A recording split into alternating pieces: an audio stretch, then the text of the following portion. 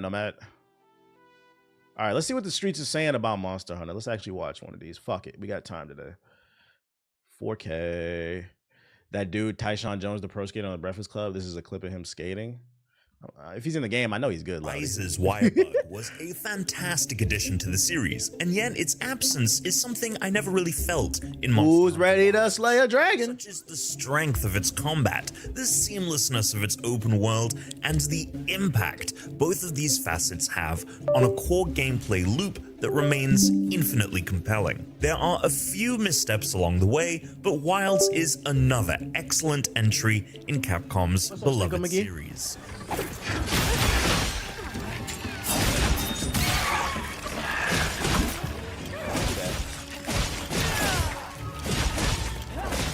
For seasoned veterans, that core gameplay loop will be instantly recognizable. You hunt. Hey, this footage looks really crispy. Maybe the final version is more optimized than the beta, because this looks much better. Monsters, craft their parts to make better weapons and armor, and then use these upgrades to hunt even more challenging monsters. An emphasis on narrative hasn't always been part of the equation. The lone exception is 2018's Monster Hunter World, and in many ways, Wilds feels like a continuation of that game's approach to storytelling. By integrating guild and village quests into one cohesive story with it's supposed to be updated and a fully so there will be like a day one optimization patch, is what you're saying?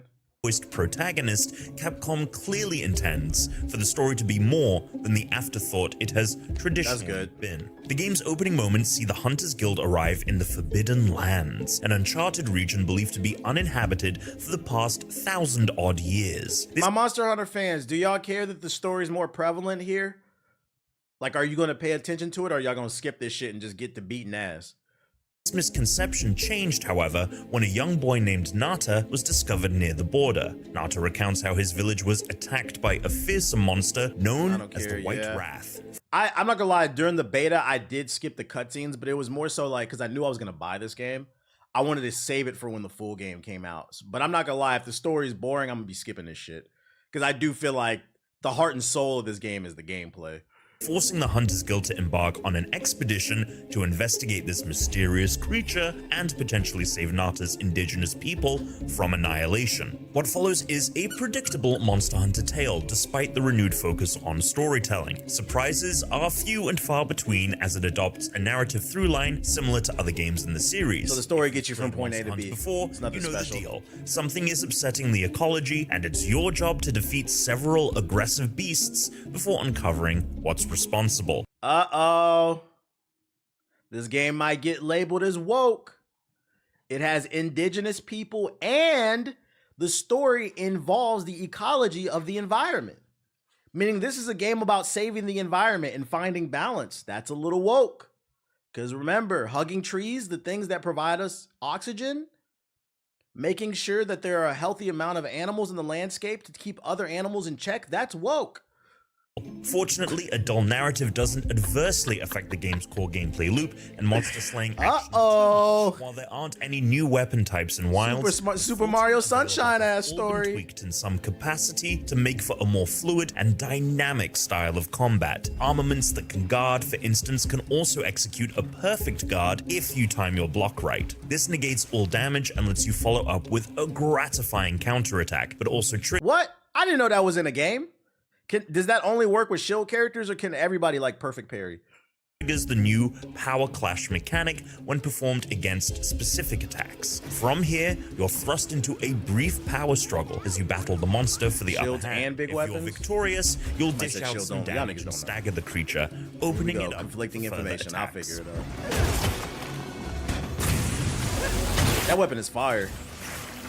The electric A few other weapons, like the chainsaw hunting horn and switch axe. axe, also have access to new offset attacks, which allow you to interrupt a monster's attack by hitting it with one of your own at the exact same time. You can then follow up with unique strikes specific to each weapon while it's disoriented. Neither perfect guard nor offset attacks occur too frequently, but being able to read a monster's moves and respond with a flash of cinematic flair is endlessly satisfying, adding another layer of depth to the Monster Hunter's thrilling battles. Beyond this, the general feel of combat is much more fluid than before. There's still a palpable sense of weight behind each strike, but even heavier weapons like the Great Sword and Hammer feel more nimble than ever before. This is partly because interrupting a combo to dodge out of harm's way is so responsive, but also because you're sometimes able to shift your positioning mid-strike, allowing you to adjust your angle of attack without halting a combo. It sounds like they really worked on the little details in terms of the movement and the combat. Being able to make these micro adjustments means you're less likely to completely whiff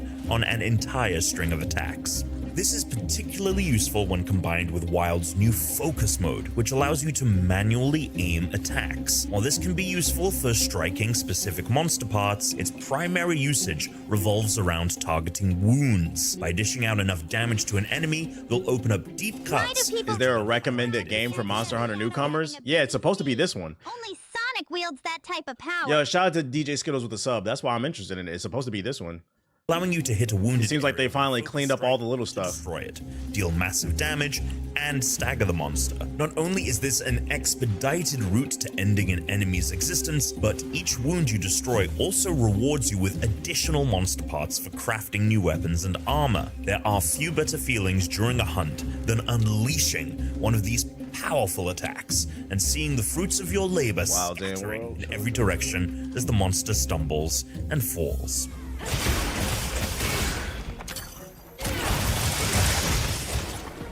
While you can play through the whole game solo, Wilds makes it easy to join up with other people, whether they're friends or not. You can invite pals to two different party types, one for embarking on quests, and another for going on field surveys, the latter letting you explore and hunt as many monsters as you want. You can also send out SOS flares or respond to one if you're eager to hunt with random players. This process is usually pretty quick, but on the rare occasion that your SOS goes unanswered, Wilds will gradually fill your party with NPC companions who can more than hold their own in a fight.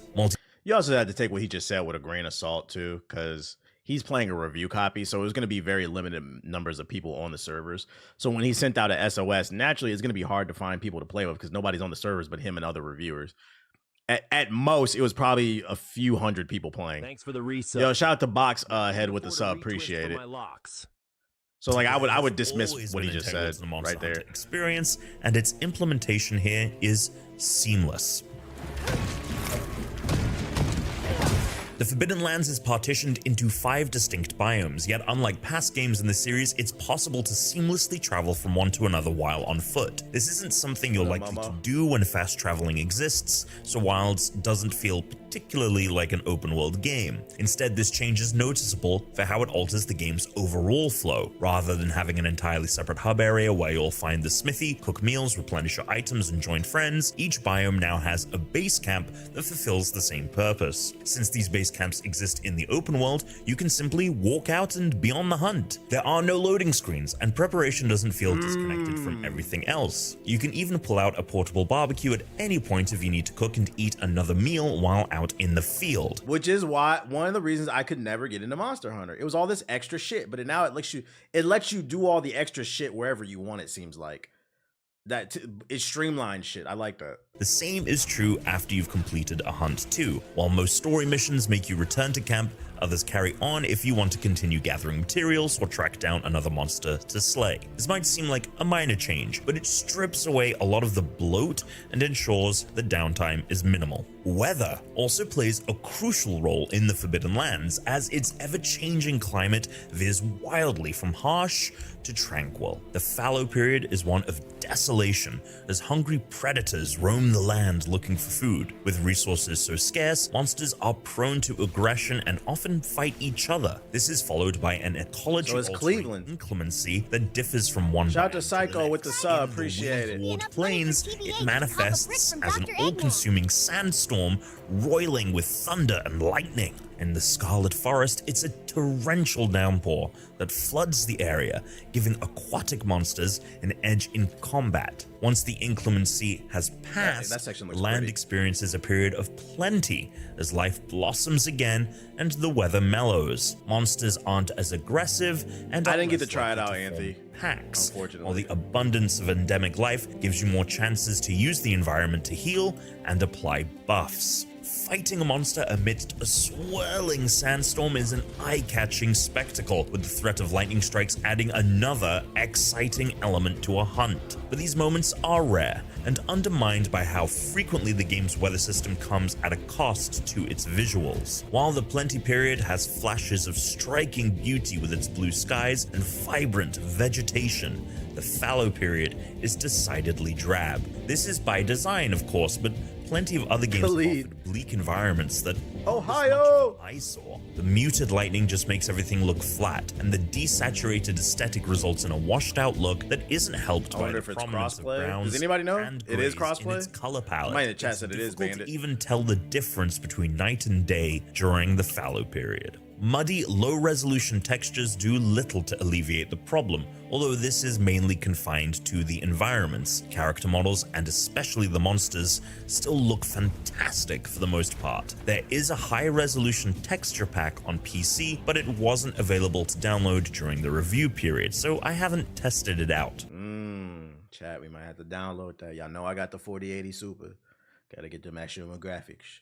Not that it's a viable option for most people anyway, considering 16 gigabytes of VRAM is Shout out to required Mikey with to the use sub. it. I have an But honestly, RTX there's only one 3090, a ideology I Ryzen 7, resubscribe to, and that's 7800 Sonic X3D, and 32 gigabytes of RAM, and managed to achieve a somewhat steady 60 FPS with DLSS on performance and everything else set to high. It's playable despite the occasional dip, but anything higher than that was too erratic, and the visual fidelity still left me wanting for such a demanding game. These issues So it's are gonna have some disappointing, performance but at issues. least they never hampered how much fun I had still talk during to the Anon? game's Yeah, he talks in the rogues group chat. He gallery just of living diverse his life. monsters. Whether you're battling returning foes like the flatulent Congalala, Donkey Kong.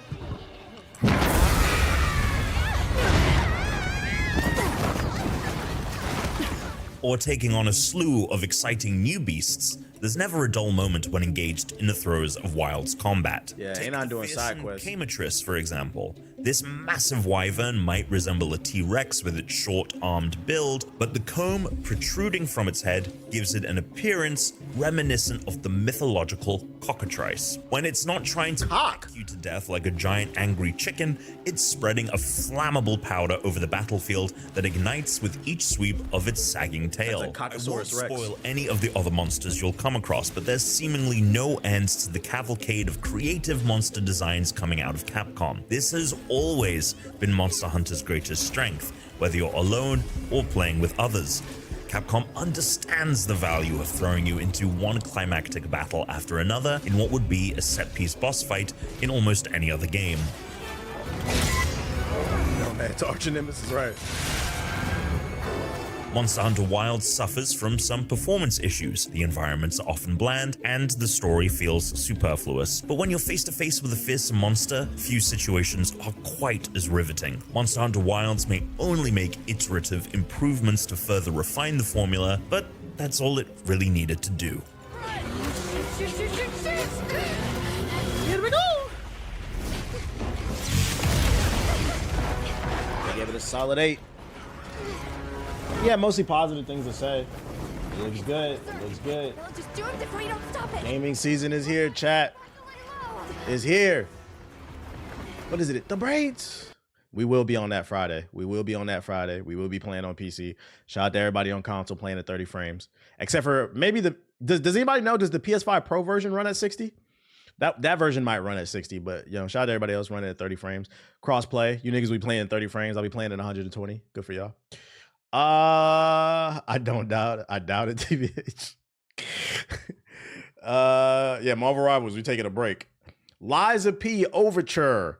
Official DLC trailer. So this is from the Xbox event. Okay.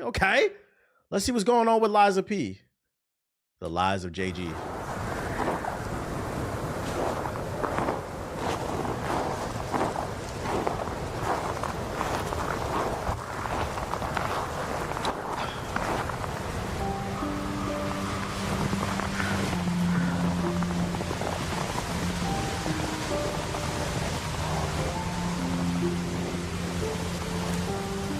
Rivals damn near getting uninstalled this week. I feel that. Round 8 Studios. You see the boots, bitch? Listening to this song always reminds me of you. They got Batman's Hush in this.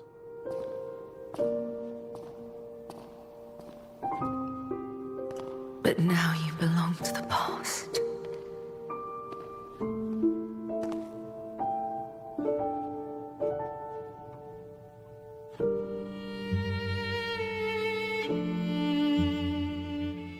Do you remember the time we all gathered to play this piece together?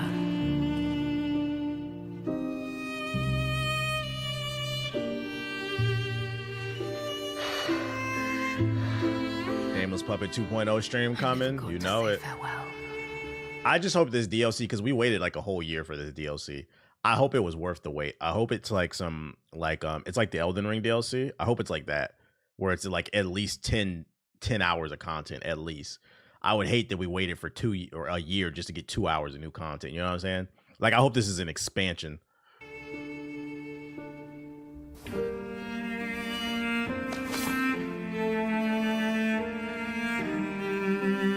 Nah, it's been 2 years. Has it been 2 years? Time flies.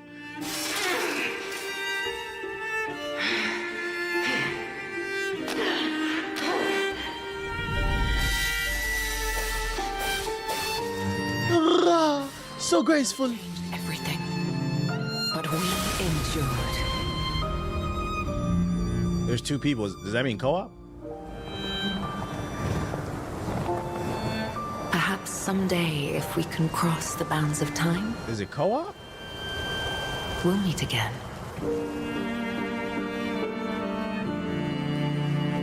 So this is telling the story of you and an old friend. Overture.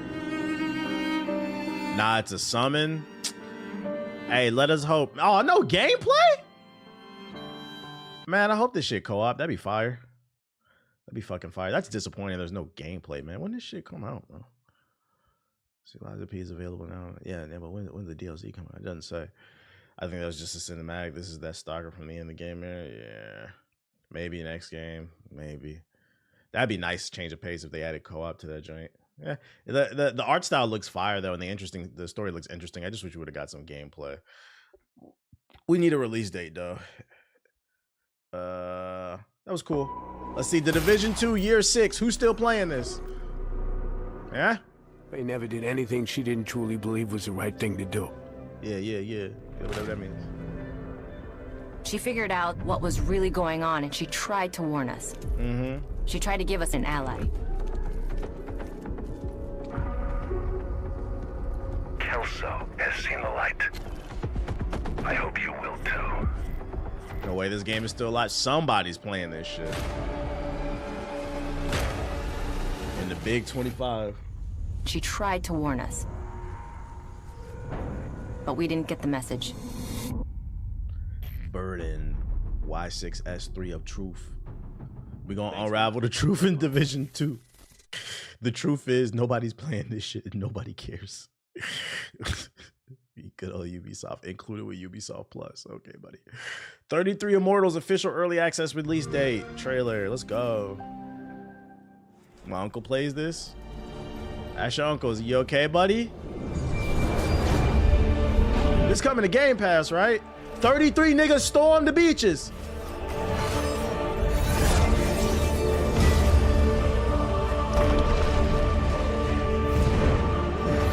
"33 niggas getting the headache together."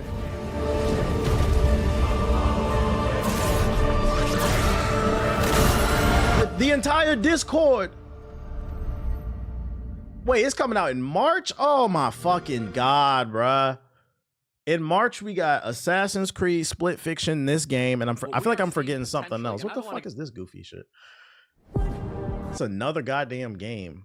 That's 3 games. I feel like I'm forgetting something else too in March. Descenders next. You could argue Monster Hunter's a March game too, because it comes out February 28th. That's a March game. Anybody? Descenders next. Oh, Last Berserker comes out in March.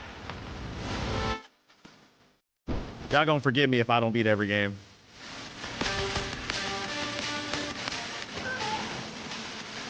I'm buying this respectfully. I mean, it doesn't look bad. I'm just not into like the extreme sports stuff.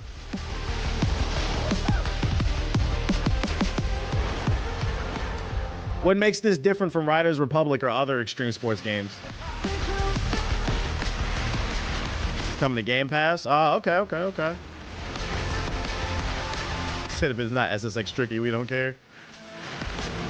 I'm not gonna lie, if it's not Thug 3, I don't care. The music hitting though. I'm trying to board slide as fucking Venom. April 9th, wishlist. Now it doesn't look bad. It's Game Pass. I can't get mad at that. You saw the teaser announcement for Tony Hawk? Yeah, the website. It's supposed to be announced March 5th, I believe. Thug was lit. Yeah, we never got a Thug 3. We never did. American Wasteland does not count. Ratatan. What is this? Banjo-Kazooie ass music. Come on, guys. Let's go collect some jiggies. Some jiggy puzzles.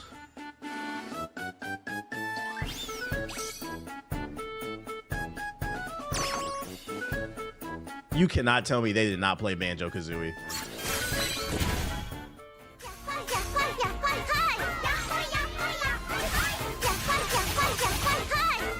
Full Sail University. Music's cool though. Moonlighter 2, The Endless Vault. Wake up. Wake up, Will. Get ready. Your next journey unfolds. A new place to call home. The fuck is this? This is not the Legend of Zelda. This is the Legend of Miniclip. It's a Miniclip, a premium game. You don't play as Link, you play as Chain. It's different. And treasures beyond imagination. It doesn't look bad. I'm not gonna play it, but it doesn't look bad. Tread carefully, though. Moonlighter 2. It is Moonlighter 2. I never even heard of the first one. Who knows what tomorrow holds? Right. The Moon. You gonna get a special appearance by old boy. Jump ship. Warning. Hostile ships detected.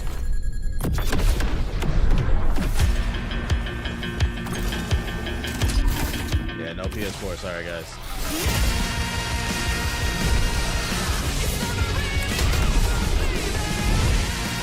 All right, in the span of 20 seconds, we've gotten about 50 jump cuts. What kind of game is this? What is all these jump cuts? What kind of game is this? Heaven Divers. Okay, there we go. Show some. Stop jump cutting.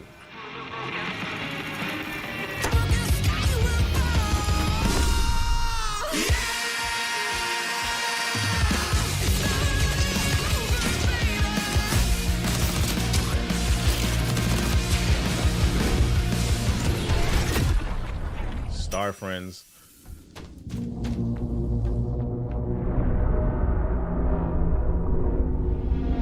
Thanks for the follow, buddy. Hopefully you're not as annoying as me. Yeah, this ain't Hell Divers. This is Purgatory Plungers. I'm good off that.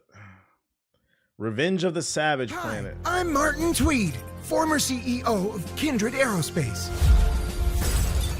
Fired by Alta Interglobal and Get it right so you can get that resume right. Then the big checks come, Ab. no job and no plan. But don't He said this is my first. I got my first new job too. I'm sure there might be an announcement coming soon. I got my first big job too. Hopefully it'll. Well, it's not my first big job because I already had one with G4. But another big job. panic. While they may have tossed you aside, Something's in the air. Something's in the air. Worry not. Hopefully it leaves more work. Always turn to Kindred for a solution. Introducing The Kindred catalog. with the right resources, you can. This is the most Gen Z trailer I've ever seen, bro. What the fuck? Dino Path Trail. Nope. As we descend.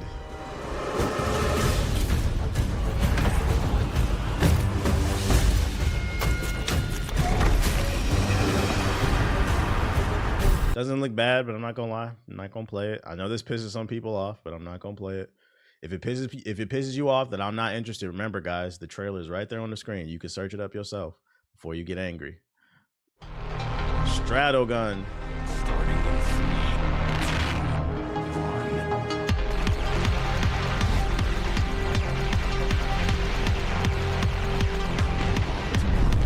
Somebody said, let's remake Geometry Wars. Xbox 360 Arcade is back, but this time you fighting on a spear. It's spherical. Working at G5? Yeah, I'm working at G5. Let's go with that. Yeah, this is hurting my eyes. This is hurting my eyes. It might be time to get on the game, bro. Yeah, this is all from like the last stream though. It's spherical. Okay, let's get on the game.